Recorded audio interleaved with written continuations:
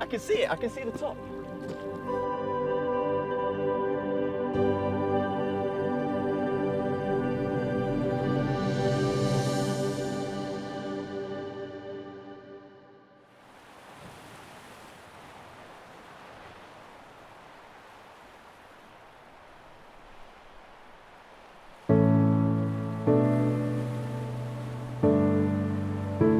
Every journey has a cost. Every story involves sacrifice. The cost might be a price that needs to be paid, or time and energy that needs to be spent. The sacrifice might be a hero giving up their life to save another, or the man giving up all he has to get the woman he loves. The story of the Bible begins with the creation of the world and humanity's fall into brokenness. It follows the incredible plot of a blessing for the whole world through faith in God's promises. And it will have the happy ending of God's people living in a perfect forever kingdom under a perfect forever king. But when God's people were conquered and taken into exile, the story had turned into a tragedy. Thankfully, God was still in control. His plan hadn't changed. God's people weathered the storm of the exile for a total of 70 years. During that time, the Persian Empire took over, and God directed its leader, King Cyrus, to send his people home. Once they'd returned home and settled in the land, the last of the Old Testament prophets spoke to God's people and told them that the Lord himself would one day come like a son of man. Now, this son of man was going to be the one to establish the forever kingdom that God had promised. Then God went silent for 400 years. The Persian Empire gave way to the Greeks. The Greek Empire gave way to the Romans. History continued. And then God spoke. In fact, he did more than that. He acted. God became one of his creation.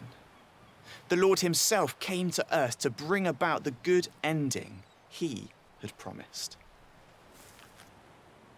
At the end of the Old Testament, it's clear that God's blessing and his promise of a forever kingdom under a forever king wasn't something we could bring about by ourselves.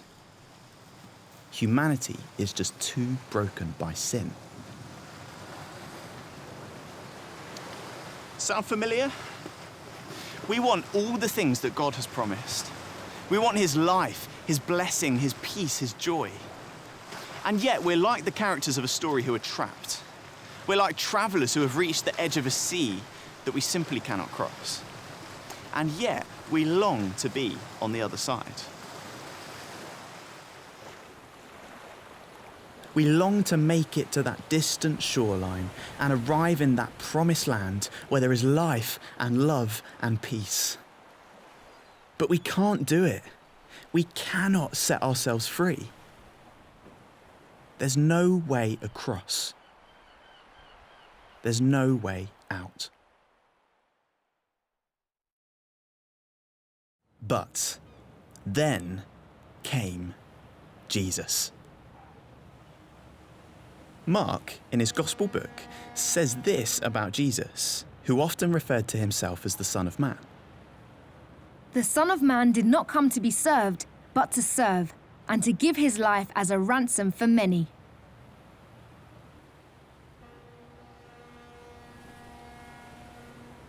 God took on flesh.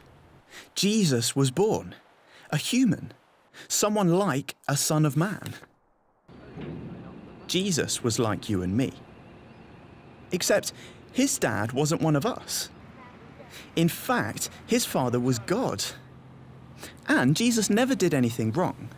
He was free from Adam's brokenness and sin. Jesus was perfect. His life was pure and bright, free and clean. And he used his life to make that true of us too. Jesus used his life to give us life. That's what that word ransom means. It's a deal, a trade that brings about someone's rescue. Jesus was crucified. He was put to death by being nailed to a wooden cross. Crucifixion was a death penalty given to criminals. And to the Jews, people hung on a cross were worse than criminals. They were considered utterly broken, completely cut off from God, cursed. Just think about that. Jesus, God himself, cursed for me, for you. Jesus was pinned to a cross made from wood, nails pierced through his hands and feet, a crown of thorns cut into his skull. And it doesn't stop there. As much as Jesus suffered physically, he also suffered spiritually. That is, every piece of our brokenness and sin and shame was taken and owned by Jesus. All of it. Everything. And with our sin finished, Jesus died. He traded his perfection for our brokenness. He ransomed his life for ours. With his own blood, with his own life, Jesus paid the price of our journey into God's forever kingdom. But Jesus didn't stay dead. He rose again, from death to new life. And in doing so, he opens up the way through death to eternal life for us too. The truth that Jesus came into the world to rescue us is what the story of the Bible is all about. A few days after his resurrection, Jesus appears to two of his followers on a country road near Jerusalem. Beginning with Moses and all the prophets, Jesus explained to them what was said in all the scriptures concerning himself. Jesus explains that all the scriptures, everything in the Old Testament, is about him. Jesus is the descendant of Abraham who brought a great blessing for people all over the world. Jesus is the promised forever king of David's line, who has established the promised forever kingdom, unlike any earthly kingdom that has ever been or ever will be.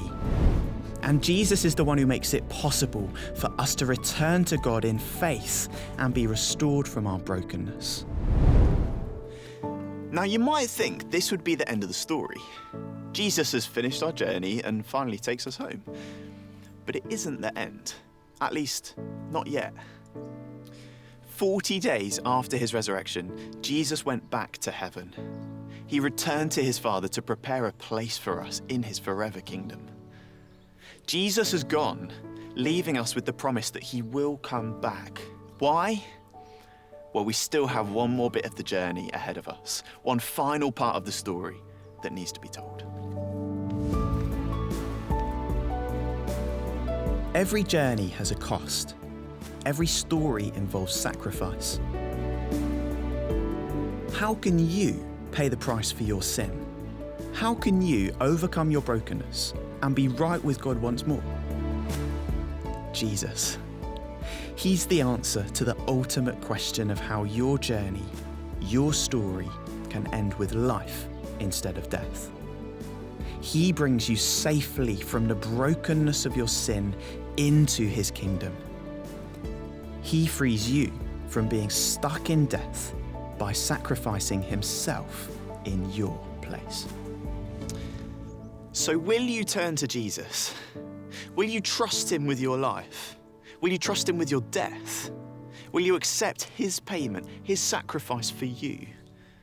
Will you let Jesus be the hero of your story?